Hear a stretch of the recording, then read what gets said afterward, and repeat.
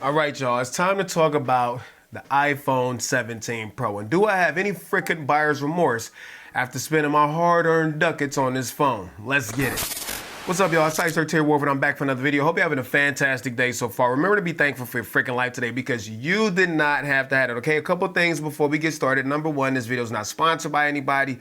Number two, this is completely off the top of the head. I don't even have freaking notes for this video, so I'm probably going to mess up throughout the video. Number three, thank y'all so much. We just hit 100,000 subscribers on this channel. I know, go ahead and cheer on. Yeah, that's amazing. No, it's been such a grind get here, and I'm so thankful for y'all. So thank y'all for 100K. It's so dope.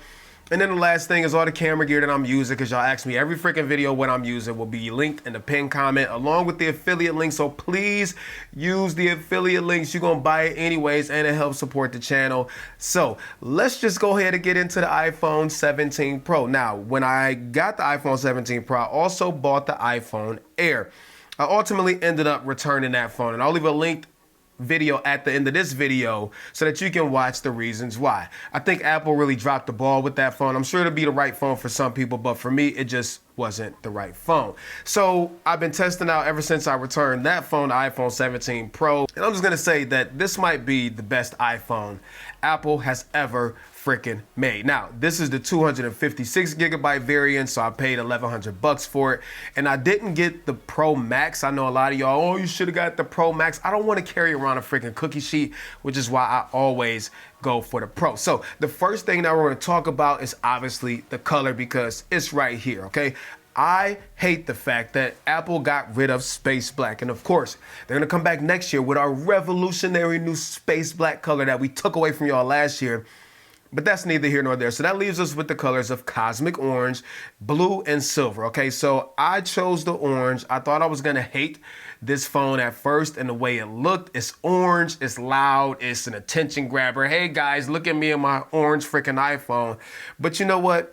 I've grown to love the way that this phone looks, especially when you turn on this freaking wallpaper. Let me turn up the screen brightness a little bit for you. The way that this wallpaper just melts into the chassis and the screen on the phone, it looks so dope. So now I love it. Now, I do have a case that I run on here from time to time. Other than that, I run it naked because that's how I like it. And I'm waiting on Peter Lindgren to send me one of his 3D printed cases that, if you're watching this video, Peter, where is it? This phone is a little bit chunkier than the iPhone 15 Pro I replaced it with. Not chunkier to a point where you're like, oh my God, I can't carry this phone. But you do feel the difference in weight, but you do adjust to it after a day or two. I know they switched to aluminum with this phone from titanium, which Apple will probably come back next year with titanium. Like, oh, we just launched the revolutionary new titanium chassis for our new iPhone 18 Pro. Revolutionary, but neither here nor there. When it comes to scratches and stuff like that, thankfully I haven't dropped this phone yet, okay? So with that said, I don't have any scratches, scuffs, or blemishes on it, and I don't run screen protectors on any of my iPhones. The screens do get scratched up sometimes, but I'm still, at the end of the day, able to recoup over half of my money back when it's time to sell them. So I never worry about screen protectors on my iPhone. Now, my Z Fold 7, absolutely, you gotta have screen protectors on these because the screens are so soft. You'll be hearing me reference this phone throughout this video, and there'll be content coming on the Z Fold 7, so make sure that y'all stay tapped in with this channel. I know some people are kind of salty about the way the camera bump is. Oh, it looks too much like a Google Pixel. I don't really care about that. But the screen, like, I love what Apple is doing with these screens. And I know you Samsung fanboys are gonna come in the comment section, oh, well, we make the screens for Apple. I mean, we all freaking know that, and we don't freaking care, okay? What I will say is the Z Fold 7 inner screen gets plenty bright during the daytime, but like when I'm at my kids' games and stuff like that, I always find that I wish the screen would get brighter, and I have the extra brightness mode turned on. With the iPhone 17 Pro, in broad daylight, I'm talking high noon, 1 o'clock, 2 o'clock, when the sun is beaming, I can see this screen with no problem. It's super bright, it's vibrant, the colors pop on here. So I don't have any complaints whatsoever when it comes to the screen, and it's a tad bit bigger than the iPhone 15 Pro was that I replaced. Overall, when it comes to like build and the screen and the way it feels and all that stuff, man, I gotta go ahead and give this phone a W. I might be sounding like an Apple fanboy right now, but we know that Apple just makes some fine products, and this one is no freaking different. Now, I'm not one of those people who like to test benchmarks and all that stuff on the phone, but because this one is thicker, it does have the vapor chamber, and it for sure sir, who's calling me right now? Decline. It for sure does not get as hot as my iPhone 15 Pro doing the same type of task. So I don't video game on my phone, but I do edit videos and photos and watch a lot of media. Sometimes it does get warm right like around this area, but it's never been anything like my iPhone 15 was. I was like, is this thing about to freaking blow up on me? So whatever Apple's doing with the thermals and the vapor chamber in here is really, really good. And I don't have much to say about the A19 Pro. I mean, iPhones have been way more than fast enough since the freaking A13 Pro, and it's never stugged or stugged. It's never lagged or stuttered or anything like that. So overall, again, OS stuff is super fluid. My only qualms with the phone actually are OS related, and it's the same bugs across every freaking Apple device, like AirDrop not working right, and the transparent icons sometimes not blending together the right way and all that stuff. But overall, I have no problems when it comes to processing or anything like that. Speakers are also mad loud on here, like no complaints about listening to audio or anything on the phone. So I'm just gonna skip that part and go right to what I think the most important upgrade is to the iPhone 17 Pro, aside from the bigger batteries, the vapor chamber, which we'll talk about batteries in a second. And that's the cameras. Matter of fact, let's talk about batteries real quick before we get to the cameras, okay? This battery life on the iPhone 17 Pro, and I don't even have a Pro Max joint, is stellar, dog. And I feel I sound like I'm glazing Apple right now, but you know what? They really nailed it, okay? Anyways, I am what I call a power user. A lot of times I'm between like 5 to 6 screen hours, sometimes 7, depending on how busy I am. Clearly, I'm a full-time creator, so I'm constantly cross-posted, texting emails, checking emails and texting and messaging and WhatsApp and like all of this stuff, right? My iPhone 15 Pro can never make it throughout the whole day. Even when I had first bought it on a fresh charge in the morning, at the end of the day, I would always be reaching for a charger. And I said at the end of the day, by like 7 o'clock, I was reaching for the charger with my iPhone 15 Pro. Well, this phone will last all day and then some. By the time I'm ready to go to bed and put on the charger, I'm still at like 15%, whereas my iPhone 15 Pro could never do that. And then the iPhone 16 Pro, I didn't test that phone long enough to see if the battery was a huge improvement, but I'm telling you, this iPhone 17 Pro is wild. I love not having to worry about a battery in my phone. My phone 7 is good, but it's nowhere near as good as the iPhone 17 Pro. I also love how it charges way faster, especially when I have a Fold 7, which is the king of like slow charging. I don't know what Samsung thought with this, but whatever. The way that this phone charges from 0 to like 80%, it can honestly get there in like what, 35, 40 minutes or something like that if the charger can put out that type of power. So when it comes to like battery life and charging and all that stuff, no complaints. Before we move on to cameras, if you like this video so far, hit that subscribe button and turn on the notification bell so that you get notified when new videos go up, because y'all just be coming back and watching my videos and don't be subscribing. And every time y'all do that, I cry. Okay, so unless you want to make me cry, which you probably want to, because you probably don't like me, hit the subscribe button. Turn on the notification bell so you know what I'm trying to say. Subscribe, okay? I'm a little bit of a snob when it comes to cameras. Clearly, I got 3 cameras running right now, and I got a bunch of other cameras in my storage closet because I'm, hybrid camera and tech on this channel. So, I might not use the iPhone in the same way that a lot of y'all do, especially if this is like your main camera setup. So just keep that in mind. I use iPhone cameras for pretty much like pickup photos or pickup videos or for documentation.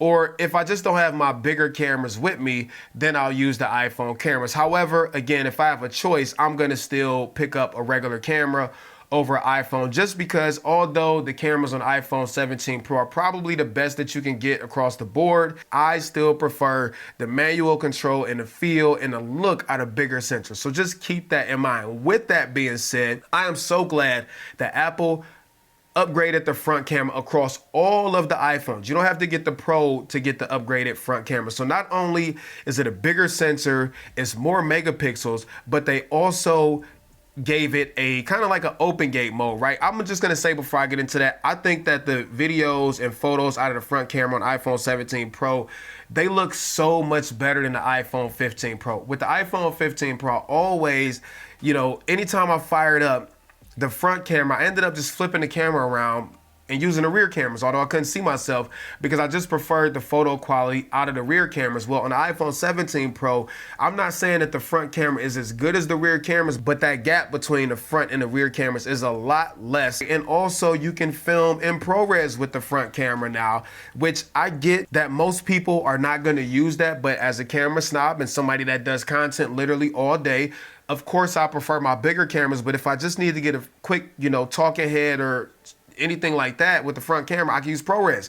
And ProRes is so much better than H.265 on the iPhone. So, I'm just glad it is there. I won't use it a ton, but I am glad that it's there. The other big thing about the front camera, okay, let me go ahead and fire it up. Hopefully you can see it, right? So because we now have a square sensor on the front of the iPhone, before, if you wanted to take a picture vertically, you'd have to hold the phone, obviously vertically. But if you wanted to do landscape or fit more people in the frame, then you got to turn the phone like this and then do the whole awkward reach your thumb across and all of that crap. Well, now there's just a button on here that allows you to flip over the landscape without losing crazy resolution or anything like that. And then you got center stage, so it follows you around, which I always wanted from like the iPads.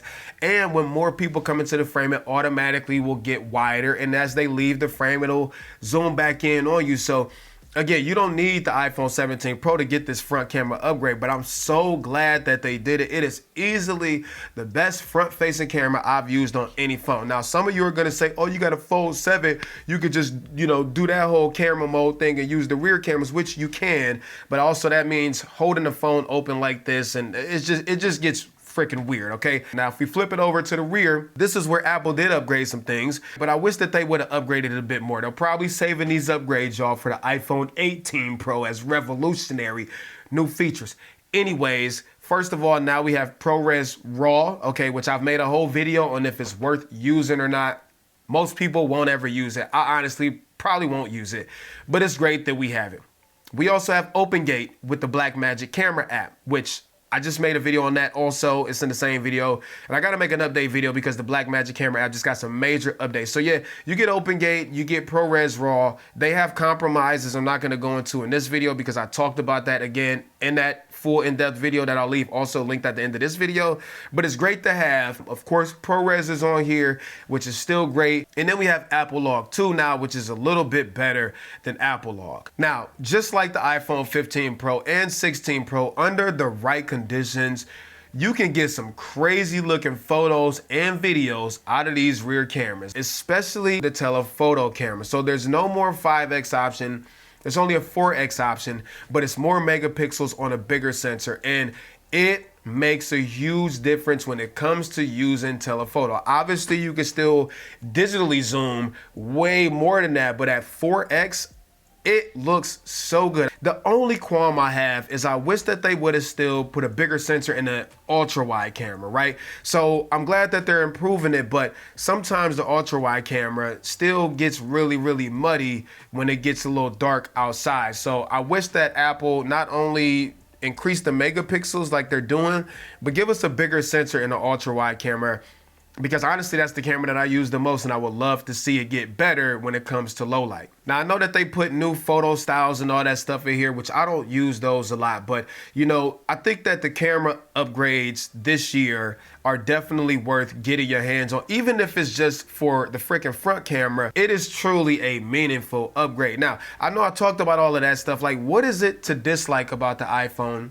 17 Pro? I just talked about one of my, maybe main things I feel like they missed on, which was not putting a bigger sensor in the ultra wide. The colors, for sure, I wish they came out with a space black option, but everything else that I can complain about is truly OS related. It's not really this phone, because all iPhones and all iOS devices are suffering from the same type of crap with iOS 26. AirDrop intermittently not working, the icons and their little transparency not blending together or like being drawn correctly. So they're not anything that I can like really fault the iPhone 17 Pro for. Is more iOS stuff. So all of that being said, okay, I know that this review can go way, way deeper than this, but these are the main things that I focus on when it comes to my phones. And honestly, I think Apple knocked it out the park with this iPhone 17 Pro. To answer the question, do I have any buyer's remorse coming from the iPhone 15? Absolutely not. I use the iPhone all day long. It is my workhorse. Of course, again, I have a Z Fold 7,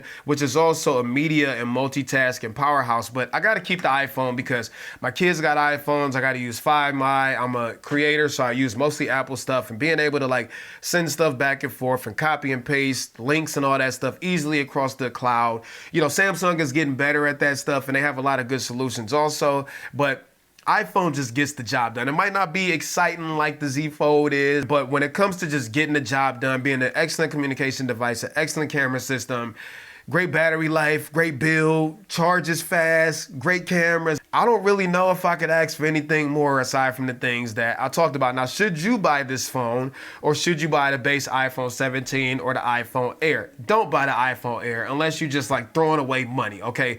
That's that. The iPhone 17, however, I would say you should probably buy that over the iPhone 17 Pro. The only reason I would say get the iPhone 17 Pro is if you need to film in ProRes and maybe you want that extra camera. Okay, aside from that, the base iPhone 17 got just about everything the Pro got this year. So there's really not a huge reason to upgrade to it unless you know that you want those features or need those features.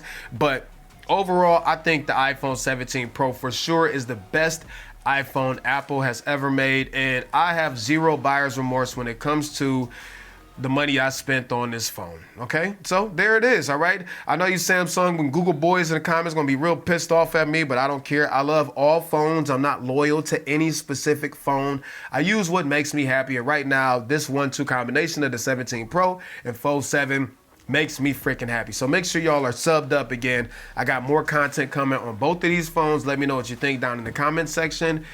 And yeah, whew, man, I need some water now. Until next time, Tight Shirt Terry Warfield. Peace and chicken grease. Much love, y'all. Peace.